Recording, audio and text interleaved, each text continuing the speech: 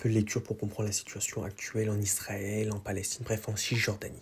La France appelle Israël à abandonner son projet de colonisation en Cisjordanie. Oui, le terme colonisation est ressorti. C'est important de le clarifier, de le mettre en avant, puisqu'on parle vraiment de colonisation.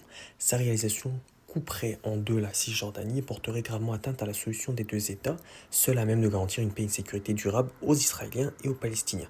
Donc ça, c'est le discours de la diplomatie française qui reste sur la position de la volonté du deux États tout simplement. Donc ça, c'est vraiment le discours. Ils l'ont eu dès le début, ils l'ont toujours eu, si je puis dire. Et donc bref, ça, c'est vraiment leur volonté. Et donc, ils demandent tout simplement à Israël d'abandonner la colonisation en cours en Cisjordanie. Bref, on va lire l'article.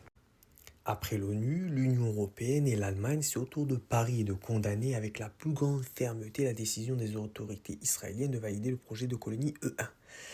Oui, parce que là, ils ont vraiment un gros projet Israël. Ils l'ont nommé, clairement, hein, vraiment, c'est vraiment l'objectif. Ils l'ont nommé, et donc c'est de coloniser la Cisjordanie. Donc ça s'est passé le 16 août. Le ministre des Affaires étrangères français, la France appelle Israël à abandonner son projet, donc ça constitue une violation grave du droit international. Donc oui, c'est vraiment une violation. Ce plan prévoit notamment la construction de 3400 logements en Cisjordanie occupés. 3400 logements. Waouh. Sa réalisation couperait en deux la Cisjordanie et porterait gravement atteinte à la solution des deux États. Bref, ça on l'a déjà lu dans tous les cas, mais on voit que bon, Paris, à son tour, essaye d'amener les choses.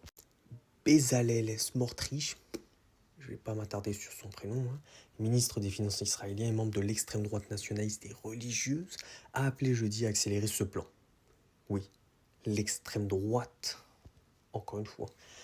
Lui est vraiment, et donc je pense que on sait à peu près hein, que tout parti, député, ministre, etc. se relie vraiment dans cette optique d'accélérer ce plan de colonisation. Ils sont tous vraiment sur cette même ligne directrice. Dans tous les cas, ça ne changera pas.